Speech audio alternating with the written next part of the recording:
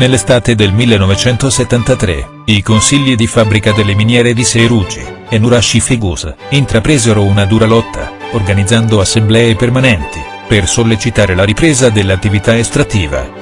In quello stesso anno fu nominata, col concorso della Regione Sarda, una commissione di studio, detta Frasinetti, dal nome del suo presidente, la quale dimostrò l'anno seguente la competitività del carbone sardo.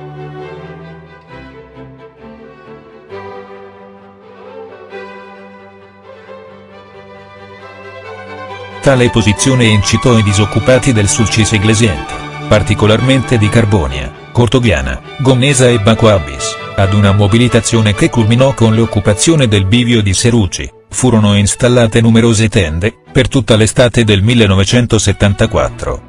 L'obiettivo della contestazione fu quello di sollecitare la regione, ad un intervento immediato. Fu richiesto un finanziamento di 500 milioni di lire, per l'organizzazione di un corso per 200 allievi minatori, che iniziò il 17 settembre 1975, e la riapertura delle due miniere di Seruci e Nurashi Figus. La lotta ottenne alla fine del 1976 la promulgazione di due leggi. La prima, regionale, disciplinò la creazione di una nuova società per la coltivazione del carbone a Sulcis, con un finanziamento di 5 miliardi di lire. La seconda, statale, previde un'erogazione di 8 miliardi di lire.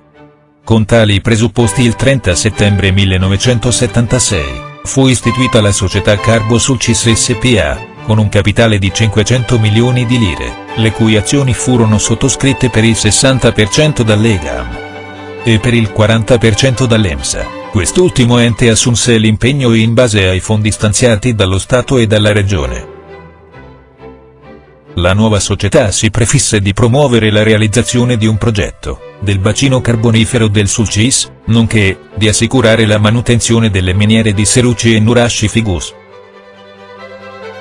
Con la legge dell'8 febbraio 1977 numero 18, che convertì il decreto legge del 10 dicembre 1976, numero 832, fu modificato l'oggetto sociale, da semplice realizzazione di un progetto, in riattivazione del bacino carbonifero.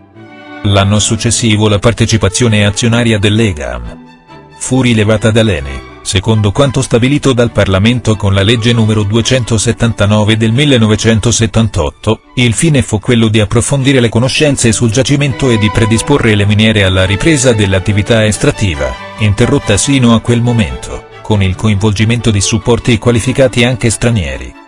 La valutazione dell'efficienza economica e sociale, condotta su parametri adottati dal Nucleo Valutazione e Investimenti del Ministero del Bilancio e della Programmazione Economica, evidenziò i benefici per il sistema economico nazionale, ma soprattutto per quello locale, data l'area ad alto tasso di disoccupazione in cui si sarebbe dovuto realizzare il progetto. Col decreto legge numero 127 del 22 aprile 1976, convertito nella legge numero 320 del 10 maggio 1976, in cui lo Stato stanziò 8 miliardi per finanziare la società, che avrebbe gestito il bacino carbonifero. Successivamente furono emanati altri provvedimenti, per il rilancio dell'attività estrattiva. La legge numero 351 del 1985, previde la valorizzazione della fonte energetica nazionale, lo sviluppo tecnologico per l'utilizzazione pulita del carbone, affidando all'ENI, gestore delle miniere, il fondo di dotazione di 505 miliardi, per il completamento della struttura mineraria, la ripresa dell'attività estrattiva, e la cessione all'Enel, del carbone estratto. 10 anni dopo il DPR del 28 gennaio 1994, stabilì di affidare, per 30 anni ad un soggetto privato, individuato mediante asta internazionale, la gestione delle miniere del Sulcis, la produzione dell'energia elettrica, e la cogenerazione di fluidi caldi mediante gassificazione. Il concessionario avrebbe avuto una dotazione di 420 miliardi, da parte dello Stato, della Regione e della CIE, per realizzare l'impianto di gassificazione, e la centrale termoelettrica, con l'impiego di 1000 minatori.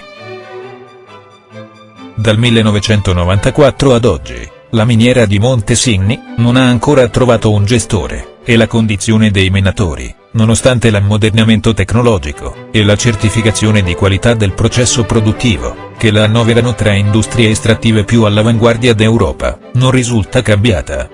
Il carbone sul CIS non è considerato una fonte energetica di rilevanza nazionale, né tantomeno un volano per lo sviluppo locale. Il minerale locale è attualmente interessato da studi e ricerche, finalizzate all'abbattimento dell'anidride carbonica, e alla sua trasformazione in gas, da utilizzare in una centrale termica a basso livello di inquinamento.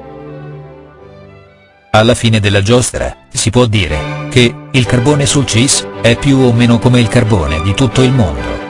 Unica sua aggravante è che appartiene alla Sardegna.